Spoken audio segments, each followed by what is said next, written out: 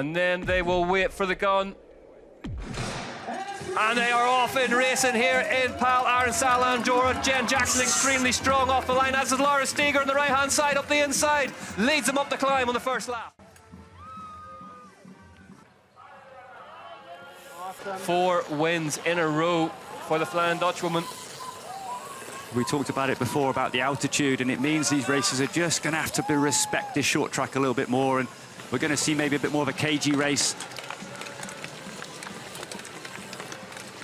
Yep, it's definitely the altitude.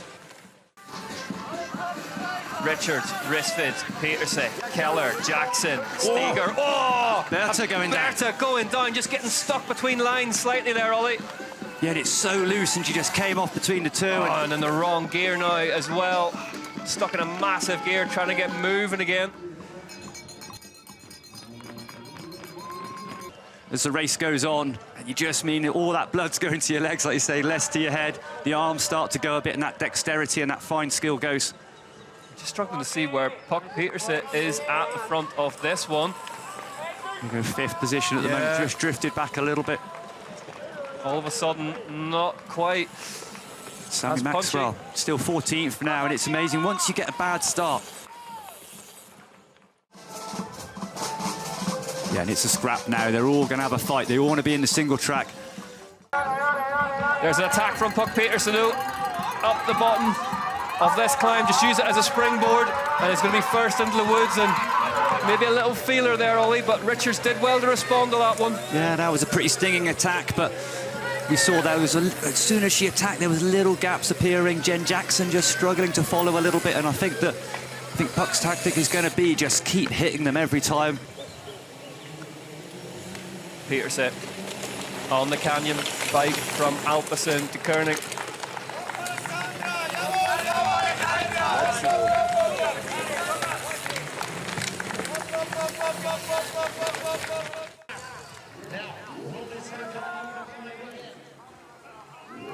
Keller at the front now, leads them for the first time. Ahead of Richards, Peterson, Risford's doing what we're used to seeing Jenny Risford's do here, Ollie, just keeping her nose clean. But look at Keller really putting the pressure down, and it's actually Puck Peterson's just struggling a little bit. And we know Keller's coming into form, like say Swiss cross-country champion last week, and 2-time winner here, loves the course, loves the altitude. There's Ronja Blurtlinger, Live Factory Racing.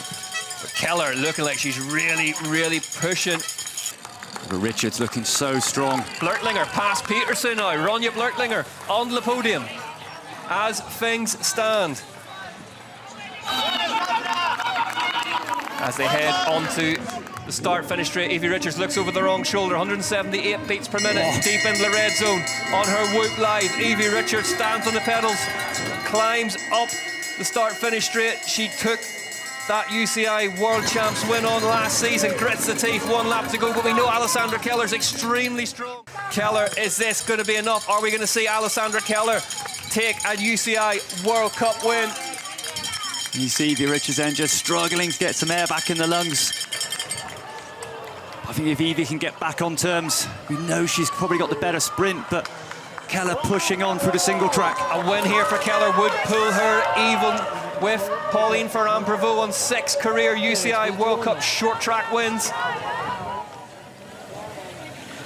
The Richards just that little bit fast, but there's a proper gap there. Evie Richards carrying speed into this off-camber section. This is going to come down to the final straight. You'd have to think if Richards can get across this gap, but look, Keller doesn't want to let her across. Keller does not want to let the UCI World Champion back on her back wheel before the final sprint to the line. They're roared on by the crowd in the woods. Keller emerges from the woods first. Alessandra Keller, the Swiss star, shoulders rolling, head rolling, every single ounce of energy going into that Thomas Maxson bike. Evie Richards, you've got 1 climb left. And here we go.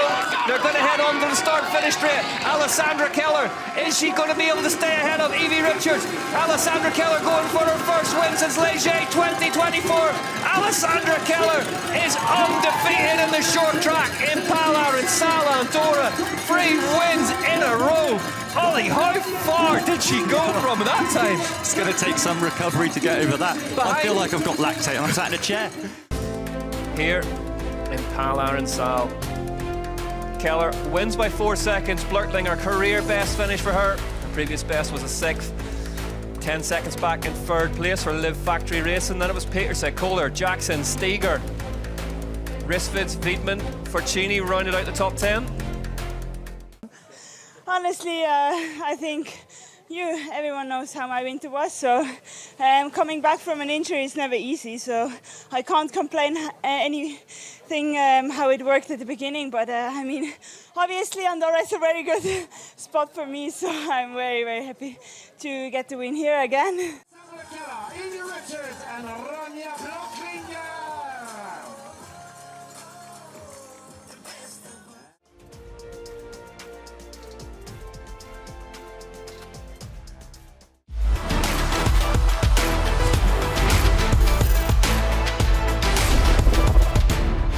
Here in Arinsal, Andorra, and they go green. Vidari slightly slow off the line. Blevins, extremely good start for the rider in red and leads him round the right-hander for the first time. Schwarzbar's up alongside him on the right-hand side though, as the pack all stay upright. Yeah, good start as well for Matthias, looking here on the inside.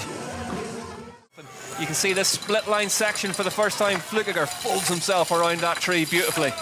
Yeah, good start. You see Nino Schurter just going for that right line, gaining a few spots as well, but it's still always a bit sketchy as he's riding these 2 lines. And you can see the bottleneck now starting to form as Flukiger just gets on with getting gone at the front.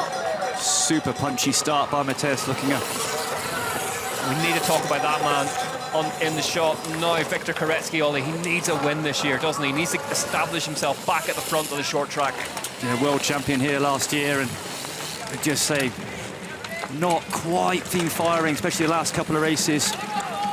On the gold bike from Origin Racing Division, getting up in amongst it as well. There's your UCI world champion Victor Koretsky with Martin Vidari in close company. Blevins though, just marking Flukiger. They're like certain brands of stout, they don't travel well. But get them into Europe. Thomas Maxson come alive in a big crash. Schwarzbar goes down. It's that dodgy corner, it's super loose. And that's where we saw Martina Berta go down in the elite women's race, and the same thing, all of a sudden you're in the wrong gear at the bottom of a climb. Blevins though, look at that. Well, we mentioned it in the elite women's race, didn't we? We'll see more of this come Sunday, that up this high, this little oxygen around, the chances of pilot error are increasing. In there with Thomas Litcher though, Litcher, not bad. 22nd now. Not a bad short track rider to be around, so there's the 2 giant riders, Lion Stern, Carter Woods and Alan Hafferley. There's Schwarzbar, looks to be up and moving all right, good to see. And the Scotch Ram rider's just having to slot his bike in there on the left-hand side. The elbow's out. There's Charlie Aldridge, Luca Martin's teammate. It is looking faster, that line. And is Martin going to take the lead with that line choice as well? Looked like it. Just smash back together again. Yep, Martin in the lead now ahead of Blevins, and Blevins will have to be wary of this move because Martin full of confidence from that French National Champs win. Well, I think Chris Blevins would be happy for Luca Martin to take the lead a bit. This means he can sit back and follow. It's really lumpy on the exit off the woods there, as you can see as they fight for position up in the right-hand side here, but Martin, I think he's just a little bit faster. Oh, Aldridge into the lead now. So Charlie Aldridge really making that right-hand line work for him. And doing a really good race so far. He didn't have the best of starts. His gridding was a little further back. Just looking down at the bike though, Aldridge. Looks like a chain off. He's had another problem with a chain. Charlie Aldridge in 2025 cannot catch a mechanical brake, and that puts Christopher Blevins into the lead of this race. Ollie Beckinsale not liking what he's seeing. Absolute nightmare. He hits the front, he's doing the perfect race, and then a mechanical chain off. Nino Schurter, but you can see this attack from Koretsky on the left-hand side. Blevins marked him for most of it, but Koretsky got the job done. 2 Specialized, 2 Scotch Rams. That's strain. Dale in an Origin. That strain number on a short track's impressive, but so's this attack from Christopher Blevins up the climb. Martin goes with him. Azaro tries to go with him. But Martin's got it covered. For the way that Chris Blevins liked to ride, we did that big attack, and therefore he needs to... Victor Koretsky down, and he's taken Nino Schurter with him. that's a chain that's gone. Martin attacks Blevins up the climb. Azzaro's right there. Azzaro's been with them all race long at the front, but Martin leads them into the woods on the last lap. It cuts round, there's no recovery now. Martin grits his teeth. This is it. Time to burn whatever matches you have left. Christopher Blevins, undefeated in 2025, is in second place currently. They're up out of the saddle. They're heading for the start-finish straight. Blevins has got a problem in the shape of Luca Martin to solve here. Cannondale versus Specialized. Here they go, onto the start-finish straight for the last time. It's Martin versus Blevins. Martin kicks, Blevins digs deep. Christopher Blevins has to play second place for the first time in 2025.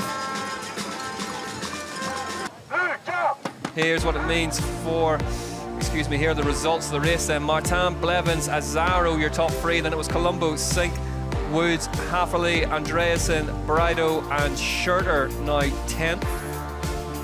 Yeah, it's amazing to ride with the big guys because, yeah, it's my first year elite, and last week I'm French Championship 2 times.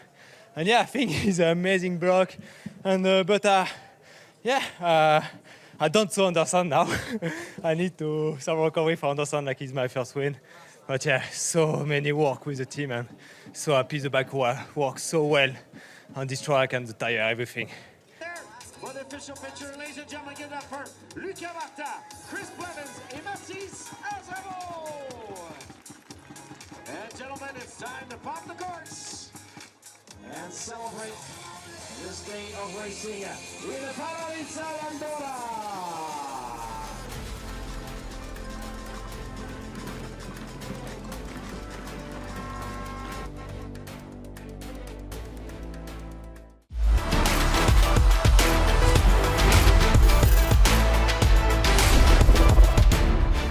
Still learning the craft and growing. She's got a factory deal this year. She's been building off that confidence that the Q Factory Racing team has had under that tent. You know, Max has had some great results this year. Their juniors have been riding really well, and now Jess is becoming one of those riders that we expect to do well. We expect her to be at the pointy end, and now we're really hoping for her to get back on that podium. Looked really fast across those first couple of corners. She was 4th here in 2022 and 13th at the UCI Worlds last season.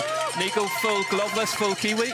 Yeah, I've seen a few Kiwis running that style. I don't know. They must have sticky palms down there in New Zealand. Sam Blenkinsop's legacy lives on. Josh, I mean, you're from that rough part of the world. What is going on with the no gloves thing? Can you explain it? It's a no from me. I don't possess that talent. I'm either way too nervous and sweaty palms and mum spaghetti, but I can't quite handle it. 400ths of a second then. Split one from Jess Blewett. Should have get the triple. Almost goes out the front door. So that's a very hard little section there as you roll on and jump off. 2400ths of a second at split 3. It's hard to maintain that momentum when it's got a little kicker there. So we've seen people over the week almost double in, try and go for the rollers. There's a couple of BMX-style wheelies over it. So it's a very difficult section halfway down the track, carrying good speed through the bottom woods here. She needs to get a great exit in this last rock garden to maintain speed here. Absolutely nothing in it so far. Jess Blewett, is she going to go into the hot seat? It's currently Roa Sanchez, Ernest and Ferguson in the top 3. She's 9/10 of a second faster now. Blewett accelerating through sector 4. Yeah, she can see you got some great speed in that lower rock garden. Really exited fast and smooth there into the final corner. Here comes Jess Blewett. Oh, we're about to see a new hot seat time from the Kiwi. Jess Blewett crosses the line and goes fastest by 1.2 seconds, dislodging Valentina Roa. Nina's perfectly cut out for this. 120 beats per minute in the Star Hut. Remember that number. Nina Hoffman sets off at a track that she really, really enjoys and has had big success at here over the years. Got a win, got a second place here. And riding that confidence wave. I mean, last weekend she started so calm and just rode more and more aggressive. Oh, no! Nina Hoffman is down in Arinsal, Andorra, just about. It went wrong in the middle of the turn, but it took a long time to come to a stop. Man, considering she got out of that really well, she could have got bucked over the front going off that kicker with 1 foot on the bike. Yeah, she's strong and aggressive on the bike, and I think that pays off. You can get a clean run down this track. Valentina Hole leaves the Star Hut. in Arinsal, Andorra. Josh, that looked like all-out attack mode, straight out of the traps, 144 beats per minute on the Whoop Live. Yeah, round after round, we see Valentina chasing that extra little bit she needs to get the victory. She wants nothing but a win. And right here, this track, these conditions, the way this course rides. She is running those UCI World Champion stripes after taking them here in 2024. Likes this place, goes well here. Hoffman crosses the line and looks to be in one piece and no big rush to get out of there. Great to see. She'll live to fight another day after the mid-season break. But meanwhile, Valentina Hull sitting about the top sector here in Arinsal. What is the first split going to tell us? Valentina Hull is 0.3 of a second faster now than that time of Jess Blewett. Speed trap, and you can see how well that bike was working through that high-speed chunder. And that's what we talked about, how that is so important, that little left-hander that sets you up the whole way down through that compression. Now she's got to feed it all the way to the bottom here. This lower section is where I expect Valley will excel. She's got a great line in this lower woods. She's maintaining some good speed. Nico, this is looking really good so far. 2.4 seconds now faster. Valentina Hull on the tear here. Look at that, straight back into position. Pulls the triple like nothing, and then almost takes a rest zone here. It's not a place where you can gain a lot of speed, so catch your breath and then pin this bottom sector. Here we go, 180 beats per minute into the red zone. Look how high that's jumped up now, Josh, from the start gate. Valentina Hull throwing everything but the kitchen sink at this one in Andorra. Yeah, this is great to see Valley Hull charging. There's not much better than watching Valley Hull rip a downhill track to pieces. She's charging hard and extending her lead here, coming into the bottom. 2.9 seconds now. Valentina Hull looks to be underneath the qualifying time set by Gracie Hemstreet. Oh, gets swapped around slightly in the rut. Manages to hold the tiller steady. Heads down towards the line, out into the open for the last time. Valentina Hull, is this going to be enough to win her first race of 2025? Valentina Hull goes fastest by 2.4 seconds. And this was a real good news story from qualifying yesterday, Josh. This is great news story. You can see the emotion from Millie. She has been in it, amongst it and against it all season, battling just to make the final. So for her to go through in Q1 with such an epic time, it's an absolute reward for the entire Access Intense Factory Racing team and herself. A reward for all the hard work, the crashes, the ups, the downs, all of it. This is a great start for Millie here today. Look at the sector times. Valentina Hull faster in 1, 2, 3 and 4. Only Blewett breaking her win streak down low. So there is time left by the UCI World Champion in the final sector. But Nico, explosive start out of the gate for Millie Onset. I think she's feeling the confidence this week. This track suits her really well. She goes to that inside line that we saw a couple of riders do there. I think this track, you just have to ride really committed. It's got a lot of support. You can attack it hard, and that's Millie's style. So she's been building off that confidence all weekend, and it showed in qualifying. Yeah, that key left is going to carry her all the way down that straightaway, but through some of this more gnarly section, this rock garden here and this off-camber coming up, if she can maintain this pace and put that mistake behind her, she could still be in a really good position for the overall result today. 2 riders to go after this woman on your screen now. Seagrave and Hemstreet away at the top. John set down towards the third split. Yeah, this is one of the faster sections here. She's looking really strong, and if she can get this triple nicely, I think she's going to be in a good spot. She's made back time in that sector as well. Made back 0.2 of a second. Ollie Morris watching on at the bottom. Still has that camera stuck in his face. He's going to have it a lot today. He's got a lot of riders in the final. That's what happens when you start putting in qualifying, winning performances. John set for Access Intense. This is good. She's looking aggressive down here. You can see she's riding that edge of the speed limit, the track limits. She'll be fighting herself to make sure she continues to push. Come on, Millie, let's go. We've got 1 split to go. On that gearbox, belt-driven, equipped, Intense Cycles prototype. We saw Valley have a mistake here, so if she can ride this smooth, it could be... Whoa! Millie Onset absolutely gets away with one through that rut section, taking off and away from her. Here we go, Millie Onset down towards the line. Is this going to beat the time of Valentina Hull? Millie Onset goes second fastest by 1/10 of a second.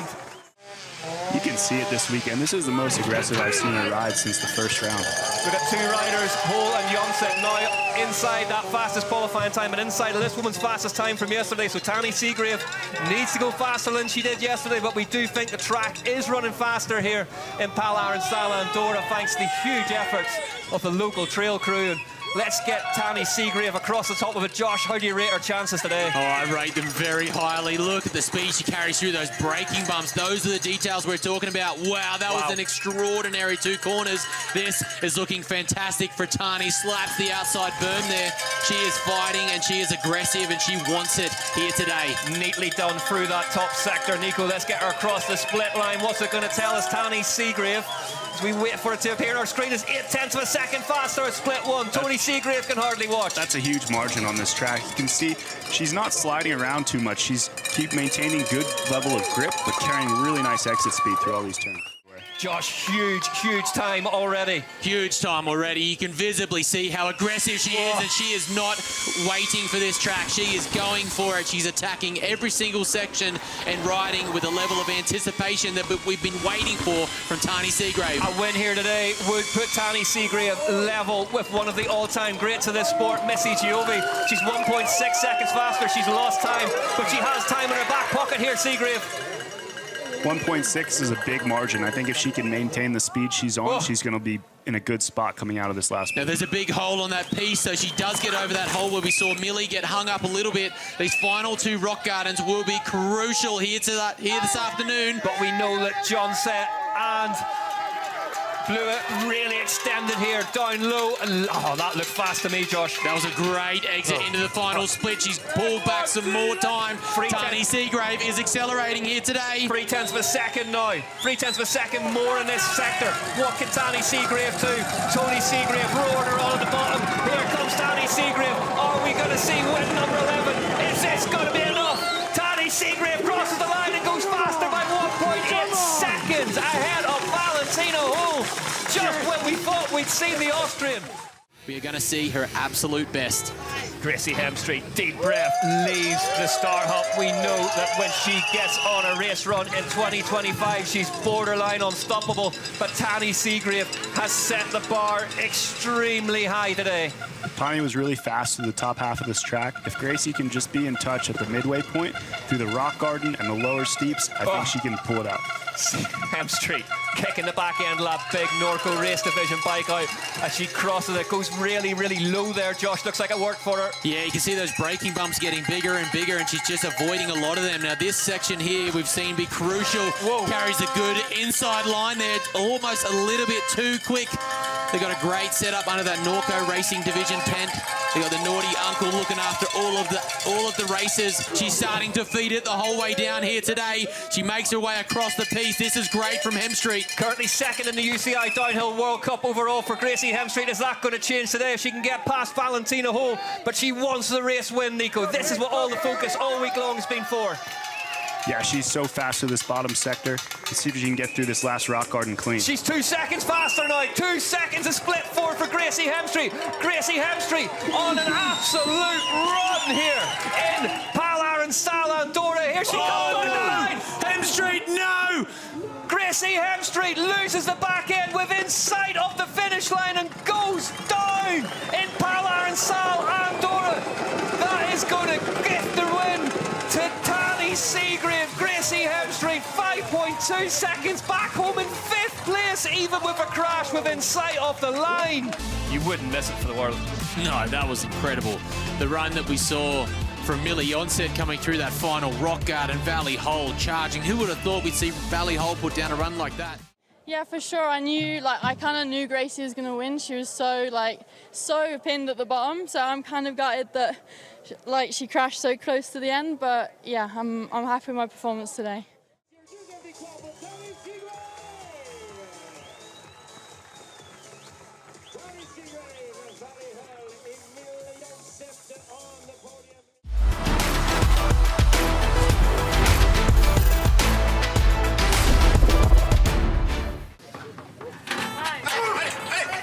Thibaut Deprella leaves the start hop in Arinsal, Andorra, a track where he has won as an elite before. Doubles across there really nicely. You can see how aggressive he's coming out of the start gate. Last year in the World Championships, he had the fastest 2 first sectors of this race. So I expect him to be green, and if he can hold it to the finish, might be a time that lasts a long time. This is a track he specialises on, Josh, and Deprella could be a threat for a big, long sit in the hot seat today. That's right, he won here in 23. He does know what it takes, and he knows how to manage these changing conditions. Fighting this track just a little bit.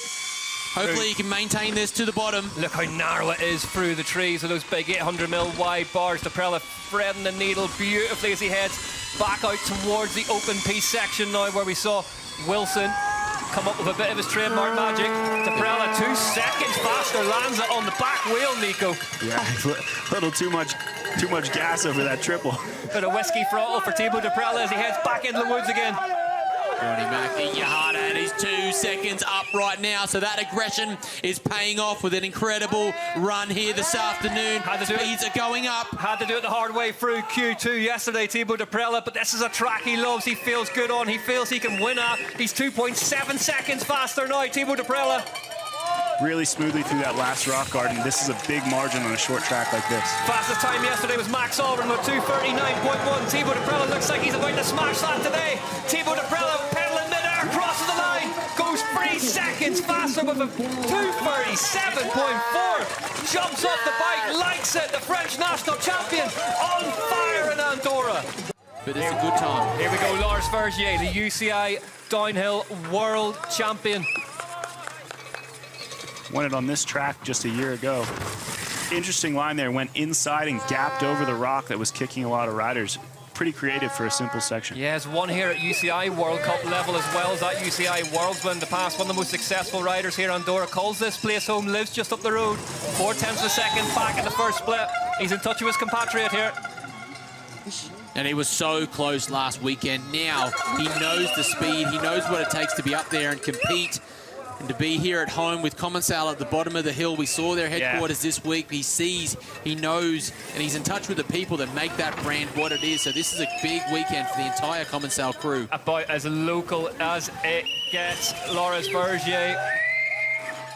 It's a kudos to the brand. You don't see many other brand owners. It's Max Commensal. It's Commensal Bikes. Vergier is his world champion, and he's at the bottom watching him race. He's found some time here. A 10th of a second has come back towards Lars Vergier. We saw Matt Walker make up some time in this last sector as well, so we expect the same from Lars. That time is within touch. Max Commensal head in his hands as UCI downhill world champion, a man he tried to sign for years and years and is still so happy that he's part of that brand. Lars Vergier. Really good exit speed around that left turn. Found a real home here at Commensal. Vergier, he's faster now by 0.2 of a second. Here comes Lars Vergier. Is this going to be enough to dethrone Thibaut Deprella out of that hot seat? Vergier has 1 quarter to go. Lars Vergier, the UCI downhill world champion, heads across the line at Arinsal, Andorra, and goes fastest by 0.8 of a second. To move back there. In the last couple of weeks, we've seen a big change from Martin. Yeah, you should point out, you know, in the 5 rounds, he's failed to make finals 3 times, but when he has done, a 9th and a 7th place, so always inside the top 10, and he's growing back into it, Nico, isn't he? Yeah, I almost think the first round just suited the Enduro riders well. The speeds were a bit slower with the conditions in Poland, and then after that, it took him a little bit to get used to the pace of a downhill race. But it's really cool to see how he's taken that on board, he's adapted, and he's come back these last 2 races and delivered really good results. Mays not scared at all through those top quarters, gets himself across that big rock smoothly, and that's that trademark loping Martin Mays style we're used to, Josh, as he's 0.06 of a second faster than Lars Vergier already. Yeah, he carries some great speed through those early corners up high. I like that jump over the rock, gives a bit of extra speed and momentum into the next section here. This is the key part as Martin comes in with a little bit of huckabuck side to side. Martin's got to carry some good speed through here. Such a casual character until he grabs a set of handlebars. A little look up there. Martin Mays, such an entertainer on the bike, great to watch. What can he do at the second split as we wait for the time, wait for the inflatable split marker to arrive? Looking really, really good so far here. Dancing the line between aggression and precision really nicely. Good acceleration out of that corner as well, Nico. Yeah, he carried good momentum. That's a crucial turn. Here we go. Mays, half a second faster than Vergier. Tony Seagrave liking what he's seeing so far. It's good to have that gap in the first two splits. He's going to have to carry really good momentum across this ski piece and then commit through this bottom woods. 2/10 is not much margin considering how fast Loris was through this sector. Martin Mace has been green the whole way down here. Is this going to finally challenge that time of Loris Vergier set early in the final session, Josh? Yeah, good hard exit out of that left-hander. This is where Loris accelerated. Martin is carrying some great speed through the rocks. He goes low. He's lost 0.1 of a second, so he's missed out on 0.3 so far. He's nearly 2/10 back. Can he make it up with 1 quarter to go? Here comes Martin Mace for a bit. FMD down towards the line. Is this going to topple Vergier? He goes second by only 3/10 of a second. We have a race on our hands here at Arinsal, Andorra. Straight through Q1, learning that consistency. You got to remember, he's still just a young athlete, so he's still growing into that role as one of the key riders as part of that YT mob. Look at the braking bumps getting bigger and bigger. That's going to be key, and a little bit of time to make sure that riders choose the right line to navigate their speed through there. Nico, we talked about it earlier in the season, didn't we? It's not a bad name to be mentioned in the same breath as, but he's kind of morphing into a sort of a modern Troy Brosnan slightly, isn't he, Oisin? He is a really consistent rider. I think he's a guy who excels in the wet conditions. He's always talking about that. Even this morning, he heard bad weather in the forecast and he was praying for rain, hoping he was going to have to take the roll-offs out. But he's doing really good considering how dry this track is today. Half a second, a split one for Oisin O'Callaghan. We know that there's not a whole lot of time in that particular split, but yeah, this is where Oisin needs to accelerate. It's coming back towards him. He's pulled back another 1/10 of a second. He gets the backside of the double jump into the trees. 2/10 of a second back at the third split for Oisin O'Callaghan now as he heads into the penultimate wood section. Looking good for the young Irishman here, but he needs to turn the lights green. He's looking really aggressive. This was a section where Loris pulled out a huge margin. Look at the exit speed. This is aggressive. He's anticipating what's coming, which is a good sign. He's still within 2/10 of a second here, so if he can lace this one up. Really nice gap out of that rock garden. He carried good speed out of this woods. Here comes the Irishman, Oisin O'Callaghan, down towards the line. What has he got for Loris Vergier? He crosses the line and goes third fastest. If Goldstone can get a win today, he will become the first elite male to win five races in a row. Jackson Goldstone sets out on course in an attempt to make history. He's a hard rider to bet against, especially the way he's riding right now. But this track today, I think he's got his work cut out for him. This suits some of the other riders, some of his biggest competition really well, but it doesn't mean that he's out of the race. Josh, Aaron Gwynn won 5 in one season, but not consecutively in 2011. How big a result would this be if Jackson Goldstone can get a win today? Oh, it'd be humongous, and it definitely, and especially in the very terrain we've seen these performances over. It's not just like one terrain is suited to him. It's back to back to back to back on all different types. Right now, he's slightly back in a section that we probably would assume Jackson would not excel. His creativity, the way he picks apart the technical sections will all be in the second half of this track here today. He's 4/10 of a second back at the first split. The man who's wearing the green of the UCI World Cup overall points leader, Goldstone. Huge lead in that competition now thanks to 4 wins back to back to back to back. Heads towards the second split through this slightly tweaked section here in Arinsal, Andorra at the 6th round 2025 UCI Downhill World Cup. Needs a nice little exit here to carry speed down. We know he's not the biggest rider out there, Nico, so he might lose some time here. Let's get him into the second split. He's using all the track. You see him all the way on the left side over that triple where it took Amory out. The whole Santa Cruz Syndicate camp is buzzing after getting their first ever double win last time out in La Tuile. Look at him floating through some of these bumps. The entrance here is speed that we haven't seen since That was a really good exit. That was a great exit. This is where it counts. This is where 9/10 now. Steve Peake watches on the bottom of Finn Isles. Gets the high line, the huck across. Jackson Goldstone is feeding it. Here comes Jackson Goldstone down towards the final corner. Jackson Goldstone, is it going to be a famous 5 for Jackson Goldstone? Crosses the line and goes fastest by 8/10 of a second. That cycle. He needs to find an answer for Jackson Goldstone, the big red S of Superman, not specialised on top of his helmet. Lloyd Bruni leaves the start hut and gets to work here in Arinsal, Andorra. Look how calm he is. He's whooped at 120 to 130 in the start gate. Oh. This man means business. Super Bruni was Superman launching this weekend. What a moment. Bike squirming around underneath him, slightly through those corners, Nico. Yeah, pushing the insides of the turns, trying to avoid some of those braking holes. Just a little bit looser there, but he looks like he's really composed. He's charging here today and leveraging every single ounce of the champion that he is. Look at the speed through the key section. The speed under the drone is obvious and absolutely flying. Lloyd Bruni got a win in Bielsko Biała at the start of the year. Heads down into the open, crosses another split. It's 1.3 seconds. He's lost a 10th now. He won the first of 5 UCI world titles here back in 2015, beating Greg Menard and Josh Bryceland that day. Here comes Lloyd Bruni. The old track in Valnord, of course, very, very different list with 168 beats per minute. Jackson and Loris were very fast through this 4th sector, but I think Bruni has enough time to play with here, and I think he can get to the finish even with that 1.3 margin. He's got to charge. He's got to attack the entrance into the rock garden here. 1 seconds at split 4. Bruni dances across the rocks, heads down the final chute, will head out into the open. Is this going to be Lloyd Bruni's second win of the year? Lloyd Bruni, is he going to break Jackson Goldstone's heart? Lloyd Bruni crosses the line and goes fastest in Arinsal, Andorra. What a run from Lloyd Bruni. Bruni back to his very, very best. Apologies if you heard any language of the specialised teammate there. Vergier celebrates with his best friend at the bottom. Jackson Goldstone is going to be denied a famous 5 in a row, but take nothing away. There we go. We saw a bit of emotion from Laurent last time out in Latswil. We see even more this week.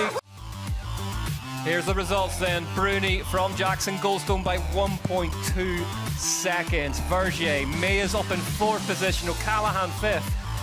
Daprella, Cole, Penne, Williams, Norton 10th, back in action. Yeah, it means a lot. Having this season, battling with Jackson and being always like, have to let him be better. I came here with so much motivation and also a lot of redemption and big feelings from last year crashing at World Champs. So I really wanted it. It was difficult because this track was fully flat out, not much to do, like just open the gas.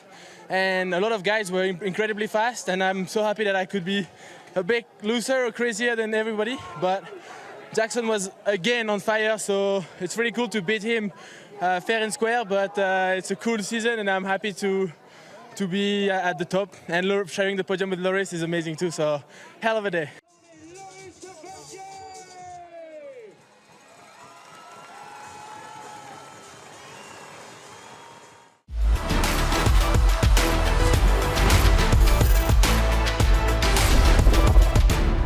Ladies, watch the lights.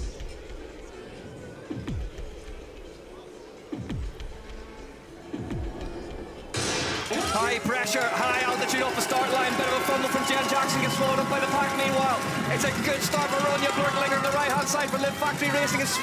She swings round the right-hand corner first. Yolanda Neff got off well as well. But Puck Peterson is getting swallowed up by the traffic, Ollie. Yeah, I think it was Jen Jackson. Bad start, missed the pedal, but she's recovered really quick. But on that corner, just taking the front off Puck Peterson, she's a bit far back at the moment. And look at this long drag up the hill at 1,900 metres above sea level. Torturous start here in Arinsal, Andorra. Isla Short hitting the front for the Brit. But it's discussed with Isla Short, who is out the front. Isla Short having an absolutely stellar start here in Andorra. Jenny Risfitz, the Swedish national champion, a bit further. Isla Short, like a rocket, has gone off the front of this race. She's disappearing on the molly, and this will send alarm bells ringing in the pack behind her. No one saw this coming. So Isla Short 7th in Leogang. She loves the climbs, likes the altitude. Her career best for 14th in the short track, but there's leading a World Cup. I mean, struggle to adapt. Some riders just want a bike race. They're not too worried. It's real hit and miss. I empathise. Ronja Blurtlinger leads away ahead of Sammy Maxwell. Blurtlinger goes down, no loose the front end, and now Sammy Maxwell has been collected by that crash. trying to get back in their pedals, and now Isla Short can come back into things. We have seen that right-hander take down some of the biggest names over the years. And Pal Arinsal, and what's your read on how the track's looking? We had a lot of rain over the last couple of evenings, but looking pretty tacky to me. I mean, it was so dry when we first got here, and the dust will soak up and the trees will soak up a lot of the rain that we've had. A bit of rain loads, but you'll just get little patches, and we saw that corner hasn't quite dried out, just took out Ronja Blokkelia. Yolanda Neff up into third place and riding with some intent here. Yeah, and a winner up in this high altitude in Andorra previously, so we just carry that energy forward. Broken shock though, you didn't really see it. Peterson on her way up into sixth now, 11 seconds back. Look at this rock section. Oh. It's super gnarly down here. This inside line is so difficult to get onto.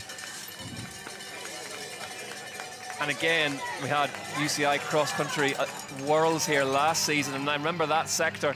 It's all about that entry, isn't it? It's, you can get the bike stalled, you can sort of all of a sudden come to a halt, and you're clipped in on the pedals. You can, very, very easy to have a crash.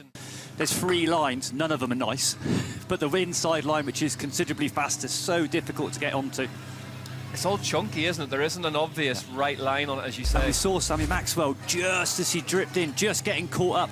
Here we go, Evie Richards going down in the rocks. Puck Peterson gets past her. Richards looks to be okay, but behind them, chaos reigns. Martina Berta unclips. And Luana Lecomte as well. Oh. Whoa, Lecomte. Oh, accelerated down to the floor for Luana Lecomte. And the issue is that the rocks here, they're gnarly, they're sharp. There's loads of them. It's not something you want to fall on. Maxwell descending really fast today. Yeah, look at Maxwell go, takes a high line again, is going to come right back on the back wheel of Ronja Blurtlinger, and that is pressure being applied, Ollie, as a rider. You'll hear that bike behind you. Yeah, 16th as well for Mittenvalner at the moment, and moving forward. Yeah, Blurtlinger, when she came up from the under-23 category, was really head and shoulders the best descender amongst that group, but I mean, if you're in with the elites, and there Sammy Maxwell has got mechanical problems. It's a rear wheel change for the UCI Cross-Country Olympic World Cup overall points leader. She picked up a puncture somewhere, Ollie, and that has forced the Rock Rider team. The chains off the front ring as well. Oh, it's all going wrong. Meanwhile, at the front, are we about to see a change of lead? We are. Puck Peterson to the front now. This is looking ominous. Puck Peterson now knows that she has a window here where Samara Maxwell is caught in traffic behind her. If she can get clear of Ronja Blurtlinger, we could see Puck Peterson go into time trial mode, going for her third UCI Cross-Country Olympic World Cup race in a row.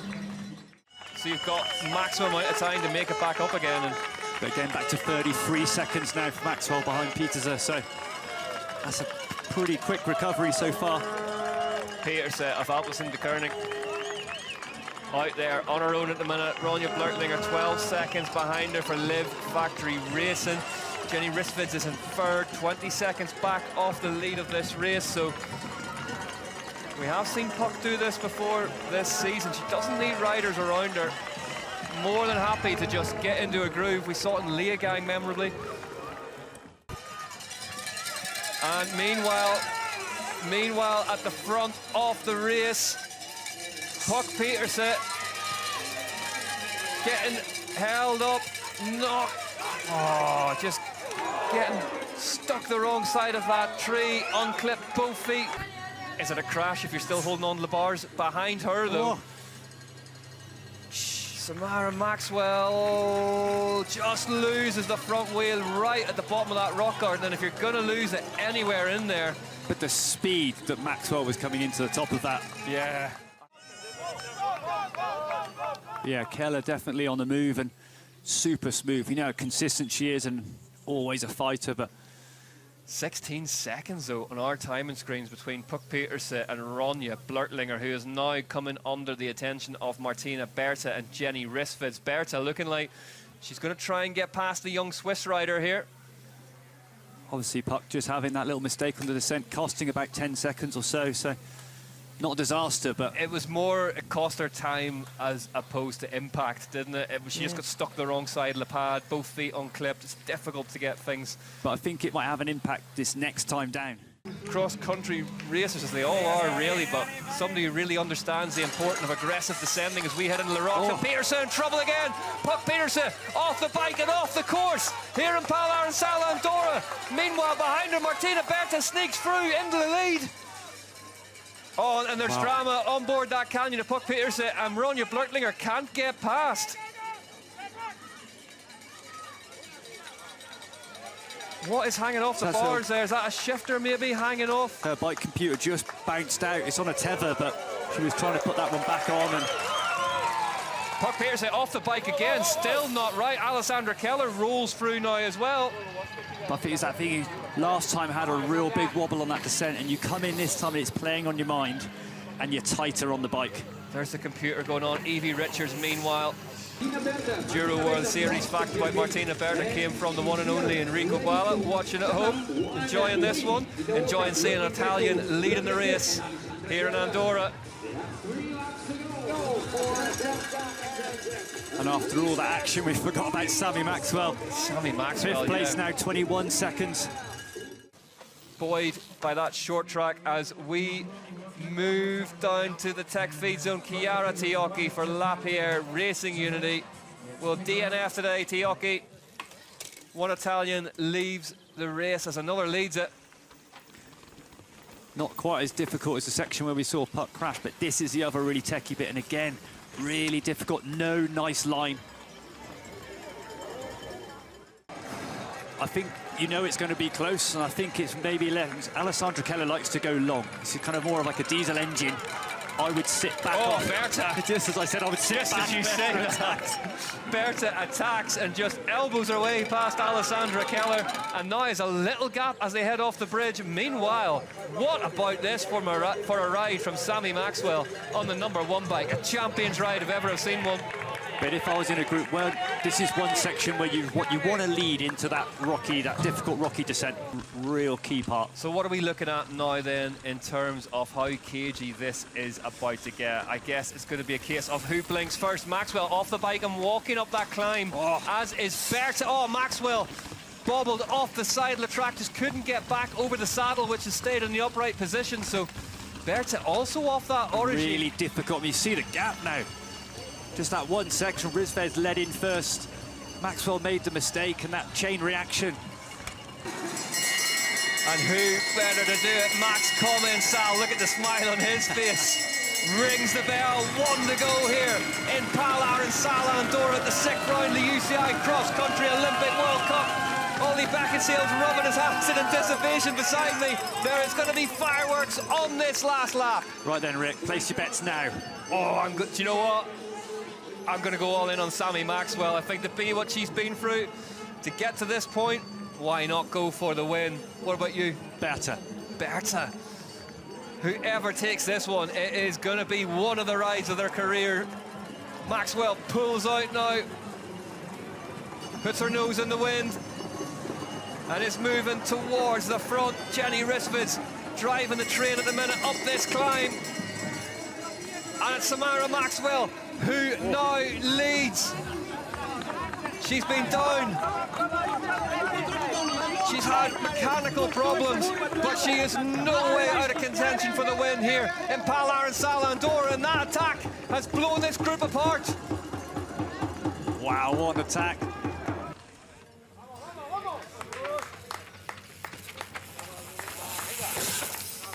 Maxwell, really nicely done down through there. Jenny Risveds takes this win. She'll be level with the Swiss cross-country legend Barbara Blatter. 5 career wins, but starting to stretch slightly the elastic now. And Maxwell is good on that section. She just closed the gap a little, not quite on the wheel of Risveds, but the winner looking likely to come from this pair. Samara Maxwell knows now the job is simple. Stay ahead of Jenny Risveds. Simple to say, hard to do. And this is a tough drag all the way up past the 4 cross. That gap, Maxwell goes again. Maxwell attacks again up this climb now. Where is Sammy Maxwell finding these reserves of horsepower? Battered, bloodied, covered in dirt. There are no words for how deep this woman has dug today, Ollie. Coming back 2 crashes, a flat tyre. 4 times she's had to fight her way back to the front. But you see that the speed, the fastest lap of the race for Maxwell. She had the legs today and the skills, but even without all the luck. Sally Maxwell looks behind her. Yeah, Keller 14 seconds, Risved's 20. Berta closing on Risved now. He's going to be out fight for third. Here we go, the band strike up, and they strike up for this woman. It's been machine-like, it's been magnificent, it's been Maxwell at her very, very best. Samara Maxwell takes the win in Pal Arinsal, Andorra. What a performance from the Kiwi. From Decathlon Ford behind her, Alessandra Keller scores another podium in Andorra. Jenny Risved holds on for the third spot on the podium and take nothing away from Martina Berta. The performance of her season so far, but it's all going to be about this woman in the headlines tomorrow. Redemption for Maxwell coming back after that flat. Greta, that was for you! Good to see Val. Pointed out before Samara Maxwell hits the deck. Oh. Here's confirmation of the results. Maxwell in the end by 9 seconds from Alessandra Keller. Risved, Berta, Kohler the top 5. Then it was Richards, Graf, Blurtlinger, Neff, Peterson, home in 10th. You're trying to win a World Cup. You've got to attack. No one's going to let you just have it. What a silly question. It was just all out. I felt strong. I just kept making silly mistakes on the downhills, and I just realised I needed a bit of room for myself to take my own lines. And then I told myself, it's at altitude. If you attack up that first climb, you're going to be out of it by the time you get to the back, because I learnt that the hard way last year. So I waited until that climb, and man, that was still borderline too soon, because rolling around the back there, I was saying to Steph, even just not pedaling, my whole body was just screaming. You'll see me just like drooling, and I'm like riding through there, and my team manager's like, enjoy it. And I'm like, I can't. Like, even if I just stop pedaling right now, I'll be in pain. Sally Maxwell for Decathlon Ford takes the win in Andorra at the 6th round of the season. For Sally Maxwell, Alessandra Keller, and Jenny Risved. Points are left looking like this. Samara Maxwell now leads the way as we head into the mid-season break by 445 points. Jenny Risved is in third behind Nicole Kohler. Alessandra Keller up into 4th. Peterson in 5th. Jen Jackson, Evie Richards, Candice Lille, Mona Mettervalner, Nina Graf up into 10th. Yolanda Neff in 11th ahead of Tamara Wiedmann. Lyra Steger missing in action today. 13th. Then Fry, Blanc, Lecomte, Urban, Baum, Forcini and Blurtlinger 20th and 21st.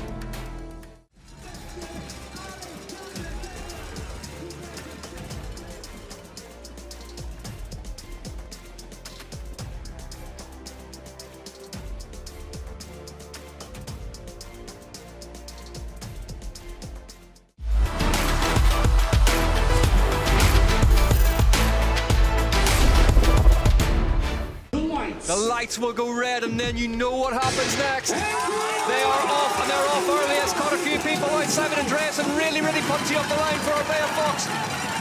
Christopher Blevins in the middle of your shot in the red jersey as they all get through their first right-hander cleanly. Yeah, good start for Charlie Aldridge as well after that mechanical in the short track. Yeah, bumped just into moved up on the left side. Bumped into his team manager, Phil Dixon, in the coffee shop the other day. Said if it wasn't for that mechanical, Charlie Horse had plenty left in the tank.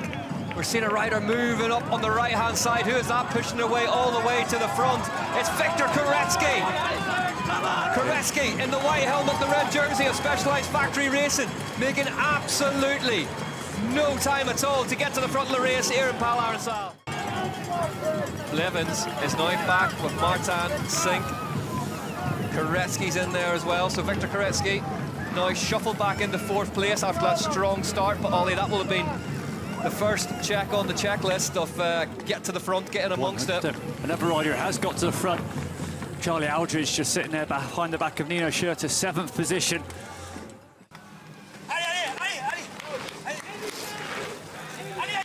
And these riders will be aware of Tom Pidcock, and he's coming. Josh Carlson reporting in from the bottom. He spoke to Christopher Blevins before the race got underway, and Blevins said he's riding with a bit of anger, a bit of fuel in the tank. Apparently he actually misjudged where the finish line of the short track was and got his final sprint wrong in terms of his effort. So here we go into this big rock section for the first time.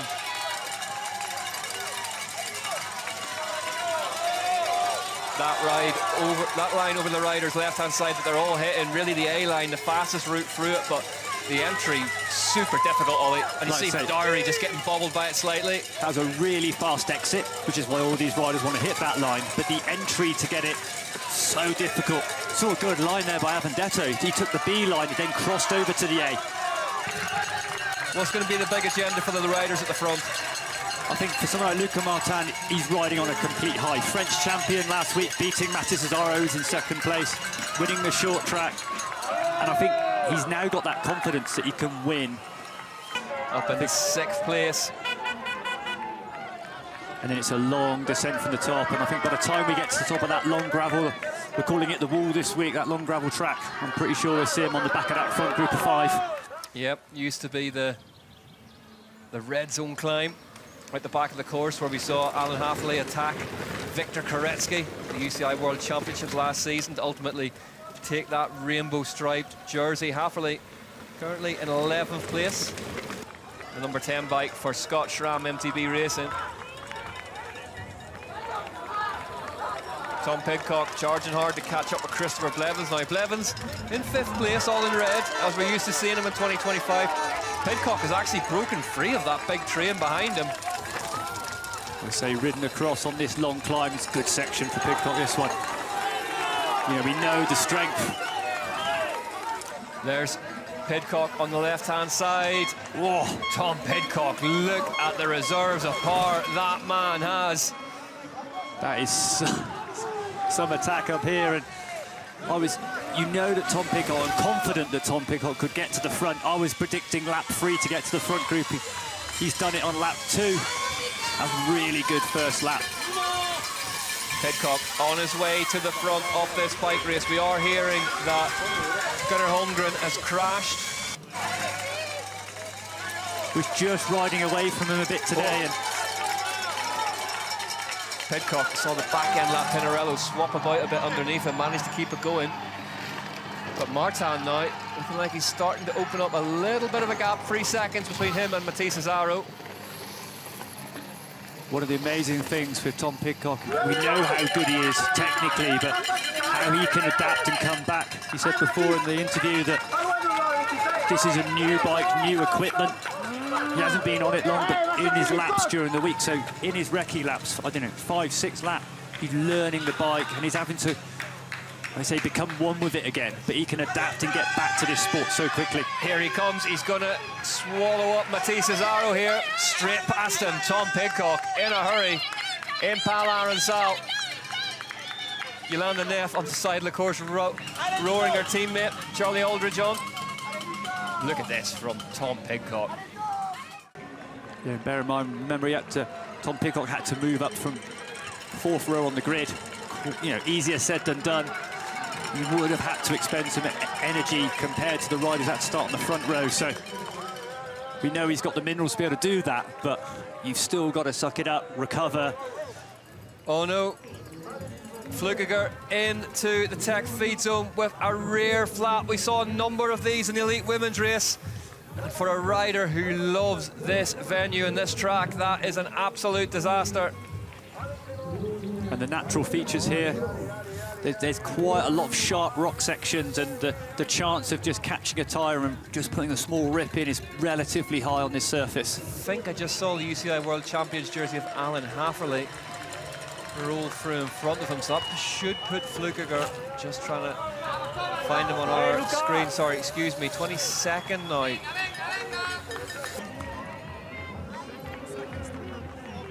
Mathis Cesaro in 3rd place, Charlie Aldridge in 4th. This is the battle for 5th behind them. And these two welded together at the front. You can hear how hard they're having to work. But yeah, whipping around these laps to be doing sub-10s around here. We talked about it in the elite women's race. Puck Peterson telling us earlier in the week that she finds that one of the toughest things about altitude is being able to mentally just process the fact that things are feeling tougher. Yeah. The numbers are still there, but it's just a mental alarm bell that's ringing all the time. I think you've got this long drag up through here, up into that last loop, and yeah. He's having a good go to pick up here. That's a proper attack. That's a lot of what's being dropped on that climb, but Luca Martin is doing his best to hang on the back wheel of Tom Pidcock here. But look at Tom Pidcock. Ollie Beckinsale can't believe what he's looking at in the booth. I mean, Toy sat there. We know the class of Pidcock, we know the power, but 4 out of 8. He got to the front super quick. Really impressive. And then just sat on the back of Martin, maybe recovered a little bit, learned a bit about the French guy, picked some lines, and then wallop.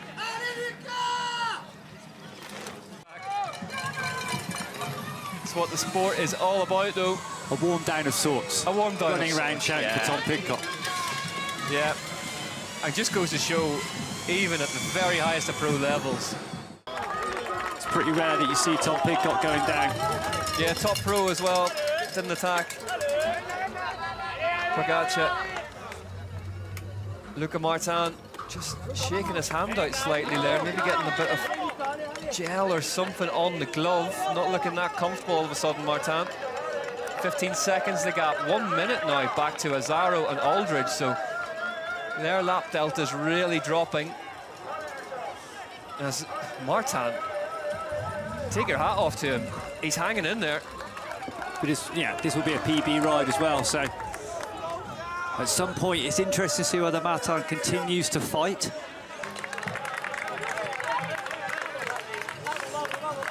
Here's a second group, Azzaro and Aldridge, 1 minute, 1 second back off the leader, Tom Pidcock, who has detonated at the front of the race. For half a lap, at best. Pidcock crosses the line and is now just 4 seconds ahead of Luca Martin. Take your hat off to Luca Martin. He's decided that he's not going to roll over here. He's not beaten yet. And the French national champion has all of a sudden come alive here in Arinsal, Andorra. The lap times that they're doing consistently 15, 20 seconds faster than the second group, and the gap just going out. Ollie, is there anything that team manager, team staff can do to help push Luca Martin back towards Tom Pidcock? Luca Martin is into the pits. Oh, and this is disaster for the Frenchman. It's a rear wheel change late in the day here. Lap 6 out of 8 in Arinsal, Andorra. He has chased Tom Pidcock round every inch of this track, and this is not what he deserves for those efforts. He was doing an amazing race, consistent, matching the Olympic champ. They can't get the axle, goes back in. Let's try and find a gear for him now. There he goes. Did have a decent gap to the third place. Oh, I know, but what a cruel sport mountain bike racing is. Luca Martin leaves the tech feed zone. He's had to stop again. He stopped again, hasn't he? He has.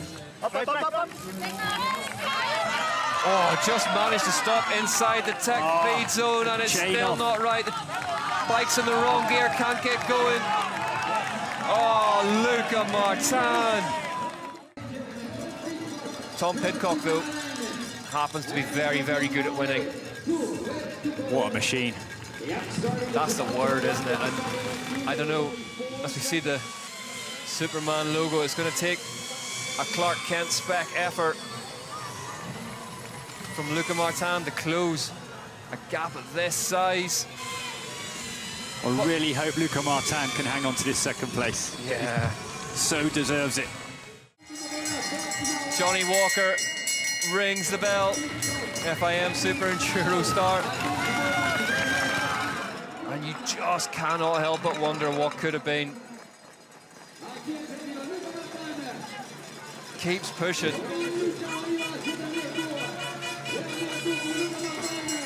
But I think this is sometimes around this circuit, you've got to be inch perfect with your line and missing the sharp rocks and maybe overthinking it, but Luca Martin just under pressure, trying to keep up with Tom Pidcock after that attack. And if you've just overexerted yourself a little bit, then that's when you can just be a little offline.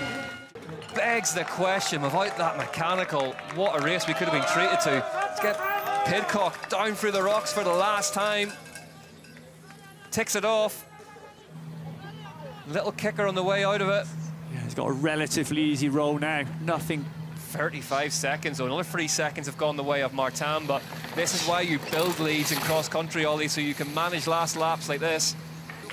So within 20 minutes of racing, closing that gap, working through all the other riders in what limited open sections as well. Luca Martin for Cannondale Factory Racing continues to grow his fan base every time we see him get on a race bike, and he'll have grown that by a few more notches today. Look at the time he's put into Charlie Aldridge. Looking pretty safe in second, but it's Aldridge. Whoa. Sorry, curse that one. They get a victory here at the UCI Cross Country Olympic World Cup. The perfect performance, the perfect race. Pidcock perfection in Pal Arinsal. Not a bowler to him. Tom Pidcock takes his 8th UCI Cross Country Olympic World Cup, draws level with Cadell Evans.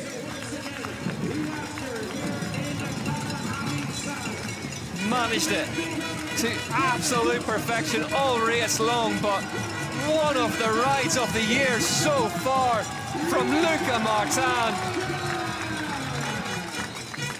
We all love a fighter, and this man put up one of the biggest fights of his career so far. Tom Pidcock